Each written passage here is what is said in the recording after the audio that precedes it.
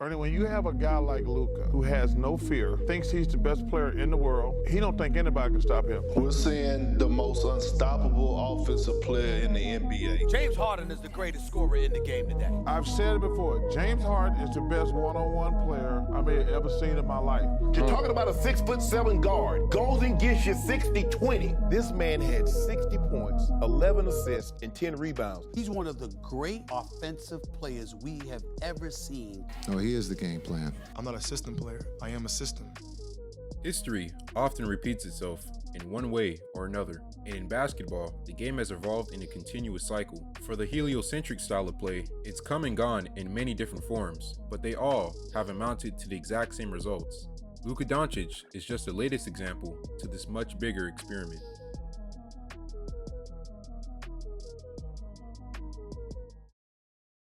In 1987, Michael Jordan, in his third NBA season, made NBA history, averaging the most points per game in the regular season, finishing with 37.1.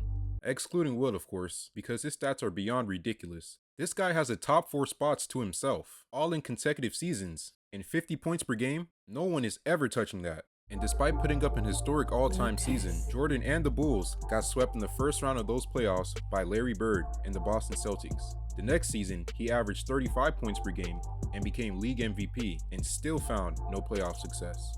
Fast forward to 2006, where Kobe Bryant averaged the 9th highest points per game average in NBA history, with 35.4 points per game. That postseason, he and the Lakers were eliminated in the first round of those playoffs by the Phoenix Suns. The next season, he averaged 31.6 points per game, and the season after that, he won his only MVP trophy. But another first-round exit to the Suns and a blowout loss to the Celtics in the finals followed. And in 2019, James Harden finished the regular season averaging 36.1 points per game, the 7th highest points per game average in league history. The season prior to that, in 2018, he averaged 30.4 points per game and won league MVP. And in the 2020 season, he averaged 34.3 points per game. Despite putting up those historic numbers in those seasons, the Rockets failed to make the NBA Finals and win a championship. I only named those players to bring me here to Luka Doncic. In just his 6th season in the league, he averaged 33.9 points per game in the regular season.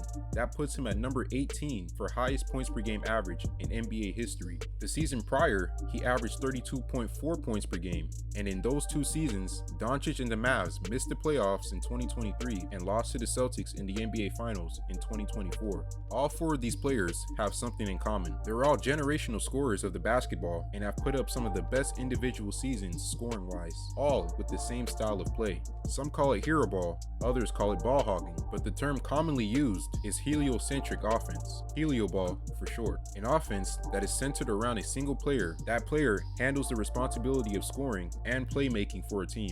All 4 of these players have been first team All-NBA, NBA scoring champions, and won the MVP trophy, except for Luka, just not yet. But none of them, at their best scoring-wise, won the most important trophy, the Larry O'Brien.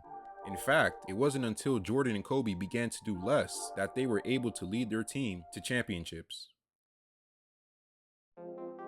I'm not a fan of in terms of winning championships. I don't think that style is ever going to win championships. So are you saying you don't think James Harden and the Rockets, as constructed, can win a title? Not with this style of play, it won't win, right? With one player dominating the ball. Now when you have...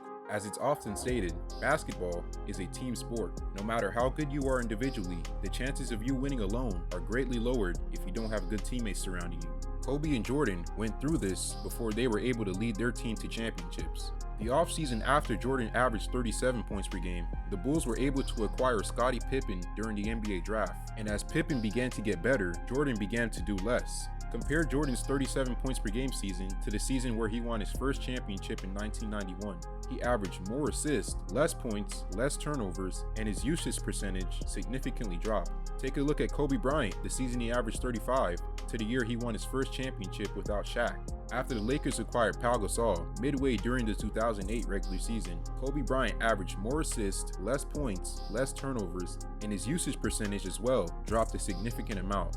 Now look at James Harden. Since his arrival in Houston in 2013, other than Dwight Howard, Harden didn't have an outstanding teammate until the 2018 season, where the Rockets brought in Chris Paul and soon traded him for Russell Westbrook.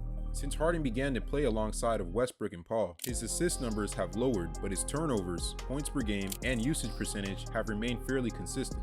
There wasn't any significant change in Harden's game when the team got him some help, the opposite of what happened to Kobe and Jordan. And the same goes for Luka Doncic. Since he's entered the league, he's only gotten better and better. And in his first couple seasons with the Mavericks, his best teammates were an injury-prone Kristaps Porzingis and Jalen Brunson, who was slowly getting better as time went on. After both these players were gone in the 2023 season, Luka, a lot like Harden in 2019 when Chris Paul got injured, had to start doing more to make up for those absences. So the Mavericks acquired Kyrie Irving to help take the load off of Luka, and he's done the best job of any of Luka's teammates so far. But Luka isn't doing less. Granted, it's only been one season, but he's still averaging around the same amount of points, rebounds, and assists per game than he did without Irving, and his usage percentage has remained about the same. I'm not saying Luka should average 10 points per game or anything crazy, but what I am saying is that he has to find other ways, like Mike and Kobe, to be effective without the ball in his hands. When you play with better players as a great player, the game should be easier, not harder. Your numbers should go down, not up. And his numbers are going up. That's why they're not winning. Luka's playstyle has to change, or else we could start talking about his career the same way we do as Houston Harden. Take a look at James Harden's MVP regular season averages in 2018. He averaged the most points per game, was third in assists per game, and led his Rockets to the first seed with a 65-17 record. Harden also became the fourth player to average at least 30 points per game on a 65-win team.